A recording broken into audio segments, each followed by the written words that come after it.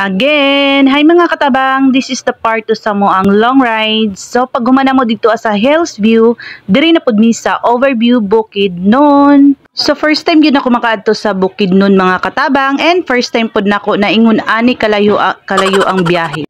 So gisulit na lang namo ang tibuok adlaw sa paglaag kay para dili pud sayang ang amo ang long rides. So samtang buhi pata diri sa kalibutan na, and bata-bata pata laag jud ta.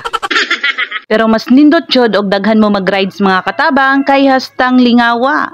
So unta pohon free na sila para kumpleto na ta sa tuang next long ride.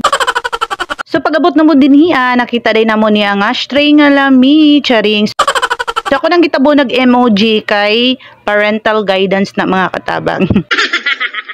So sa gusto og mga souvenir gikan og Bukidnon, mao ni siya mga katabang. So pasaka na taana sa ilang ginaingon na Overview Bukidnon mga katabang, and sa kilid-kilid dili gini mawala ang ilahang mga souvenir. And nakapalit yug ko sa ilahang souvenir nga magnet sa ref. Kay na-amaze ko sa ilahang mga design, and barato lang pod sila mga katabang mamaligya. Kay gusto pud ko mangoleksyon kung asa ko ni adto nga first time nako nga naadtuan. So mangoleksyon yug ko sa ilahang mga souvenir mga katabang. Wow! So mao na ni ang Overview Bukidnon mga katabang, hasta pong ninduta dinhi a promise. So makita nimo din ha sa ubos tong trending na ilang ginaingon nga tinai nga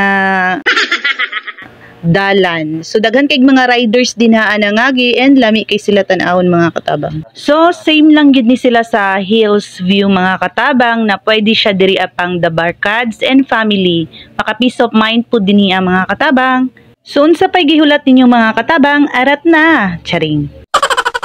So kung kinsay gusto mo uban lang, basta inyo lang budget.